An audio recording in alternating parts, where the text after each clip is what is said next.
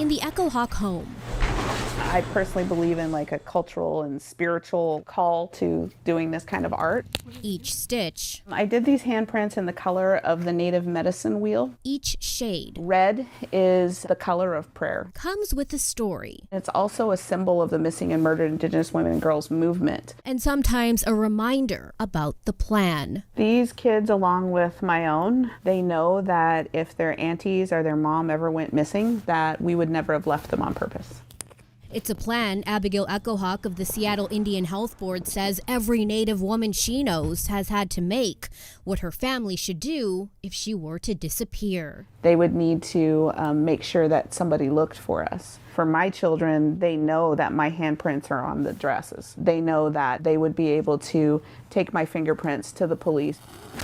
Do you ever remember not knowing about this? No. We can be in danger. People get lost by not telling people where they are and not being careful. They don't come home and you don't get to be with your family anymore.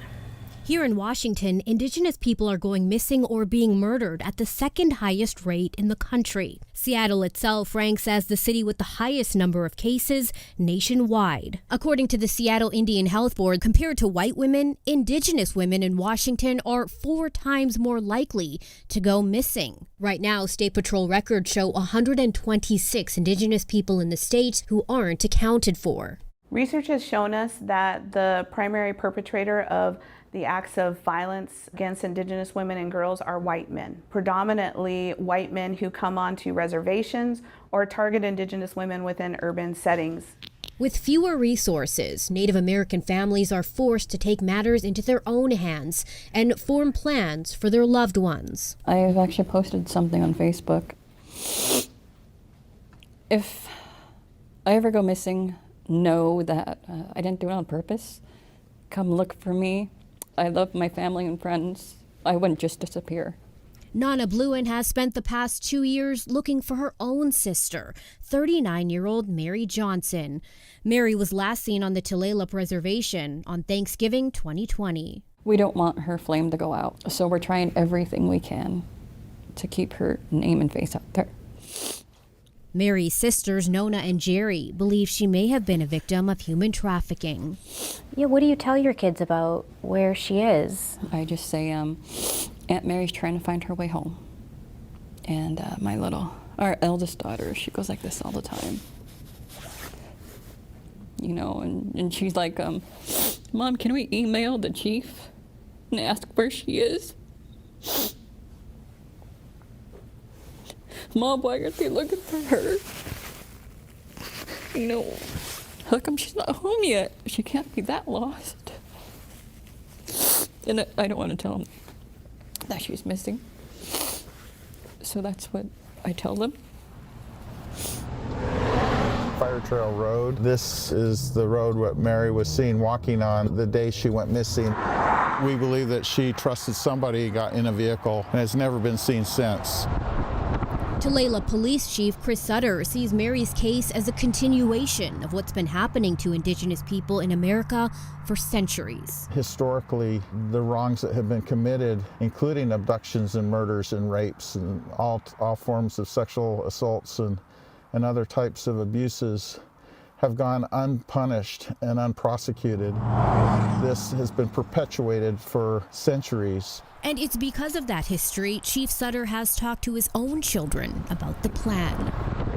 My children have all heard Dad preach to them, be aware of their surroundings and their situation and don't trust people. I wanted to do this in honor of the families. Back in the Echo Hawk home. Do you guys know that? We would never leave you. Mm-hmm. Abigail hopes future generations won't need to prepare for their own abductions or murder by having a plan. Having a plan is part of the hopelessness that's experienced by our communities.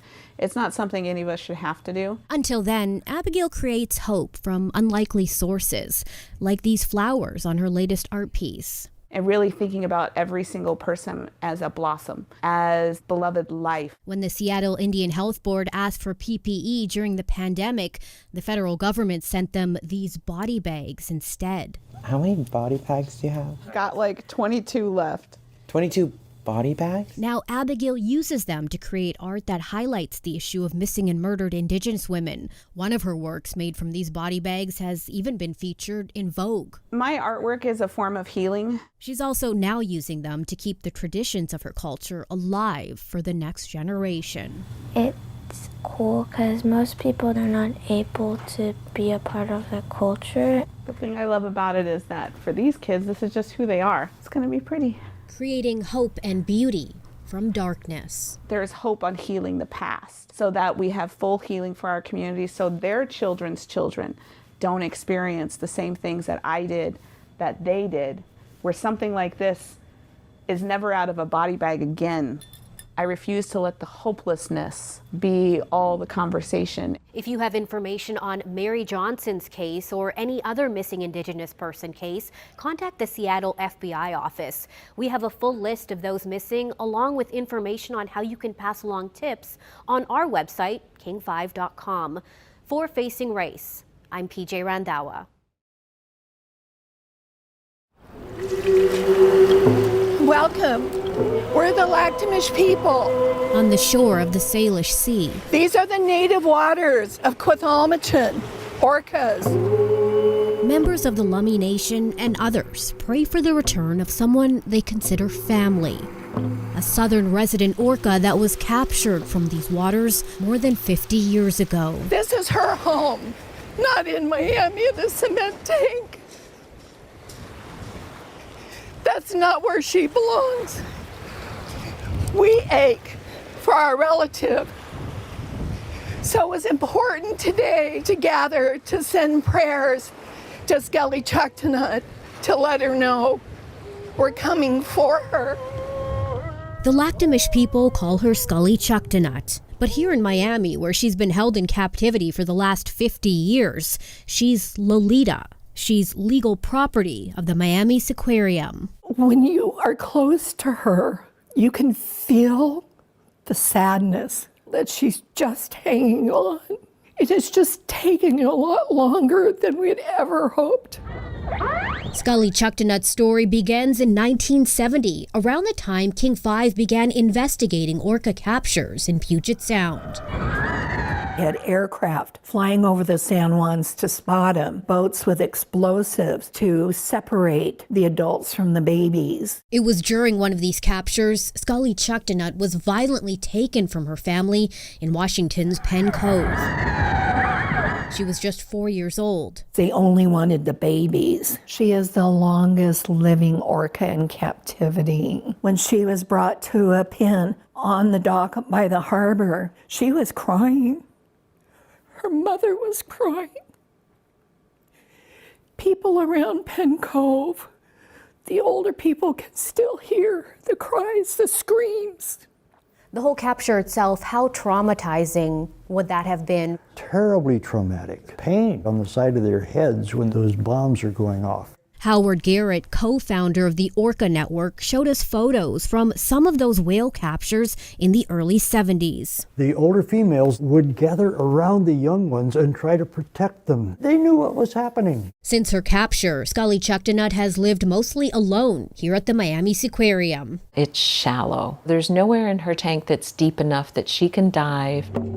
Ellie Kinley and Raynell Morris are Lummi tribe members who have visited Scully Chuktanut in Miami. You know you're not alone. You'll see that there's 2 umbrellas for the trainers that are working with her, but yet there's no shade for her. According to a 2021 inspection report, she's fed poor quality rotten food. The water in her tank is dirty, and her trainers disregarded veterinary instructions to make her perform despite injuries. This is an extreme case of torture and abuse. She's been treated very, very badly by a lot of the staff. In March, the Dolphin Company purchased the Miami Seaquarium. As a condition of the sale, the company had to retire Scully Chuktanut. For now, she remains in Miami. The company did not return our request for comment. She has now gone from the corporate books from an asset to a liability. So that's a huge incentive for them to come to the table and want to partner with us. Scully Chucktonut's advocates are working to get an independent veterinarian to assess her condition and determine whether she could safely make the 3,000-mile journey back home. It's been done since the 1960s. Hundreds of times orcas have been transported by plane. First, Scully Chucktonut would be coaxed into a custom-made stretcher and lifted out of her Miami aquarium with a crane. The 20-foot, 7,000-pound orca would then be lowered into a small container not much bigger than herself, filled with ice water to prevent overheating. From there, she'll be loaded onto a cargo plane for a 6-hour trip to the Bellingham airport. Next, onto a barge, which will transport her to her ancestral waters in the Salish Sea. Her new home will look very different than the cement aquarium she's spent the last half-century in. The plan, created in collaboration with wildlife researchers and marine mammal veterinarians, calls for a netted underwater pen, 250 feet long, 100 feet wide, and 30 feet deep in fresh ocean water. The scent of the cedar brings the salmon home. And that scent travels across the water to her. She's home. It's calling her home, like it calls the salmon home. Here at home and in Miami, a special call from her family. And when we went to Miami in 2020, we brought our cedar with us to put it in to the water outside of her tank. So Scully Chucktonut would smell that cedar. Scully Chucktonut! And know that's home. Scully Chucktonut! She's 56. She has 37 plus beautiful years left of her life. When she comes home, she'll feel comforted. Her struggle's over. I can see it. On the horizon, advocates hope for a reunion. A half-century in the making.